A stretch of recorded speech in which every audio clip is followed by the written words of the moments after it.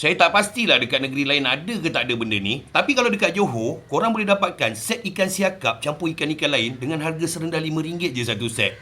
Sayur-sayuran, 2 ikat, 50 sen je. Buah-buahan pun boleh dapat serendah 50 sen je. Dengar ni baik-baik. Kerajaan negeri dan juga Fama Negeri Johor akan anjurkan karnival jualan agro madani selama 3 hari berturut-turut dari 21 hingga 23 November 2025 ni. Antara yang menarik sewaktu karnival ni berlangsung, korang boleh dapatkan set-set combo serendah RM5 je sewaktu happy hour berlangsung. Set jualan combo ni akan diadakan setiap hari tau. Jualan kasih pun akan diadakan juga, yang mana korang boleh dapatkan set combo kasih iaitu seekor ayam, sepapan telur dan juga sebotol minyak masak dengan harga RM15 je. Selain tu, korang juga boleh jumpa akak-akak dan juga abang-abang polis ni untuk dapatkan 70% diskaun untuk bayar sama-sama yang korang ada. Korang juga akan dihiburkan oleh beberapa orang artis jemputan, antaranya Wani Hasrita, One Avenue Band dan juga kumpulan Kasidah Ad-Dai. Kak Haji yang juara kilauan emas tahun lepas tu pun akan hiburkan korang juga tau. Pertandingan mewarna untuk kanak-kanak pun turut diadakan. Untuk kaki e-games pula, pertandingan Mobile Legends pun akan diadakan sewaktu karnival ni berlangsung. Untuk bonda-bonda dan ayahanda, pertandingan memasak dan pertandingan ukir buah-buahan pun ada juga. Dah nama pun karnival, of course lah jualan makanan viral pun akan diadakan sepanjang karnival ni berlangsung. Kalau nak sebut satu-satu, memang sampai esok lah video ni tak siap. Kalau nak info yang lebih detail, korang tengok je dekat FB Fama Negeri Johor. Dekat situ segala macam info pun ada. So, kepada orang-orang Johor, jangan lupa spend masa korang untuk pergi ke karnival jualan agro madani yang akan diadakan di Pasar Tani Kekal Mersing ataupun Pakar Mersing. 21 hingga 23 November ni, 8 pagi hingga 10 malam. Jangan lupa bagi tahu jiran korang.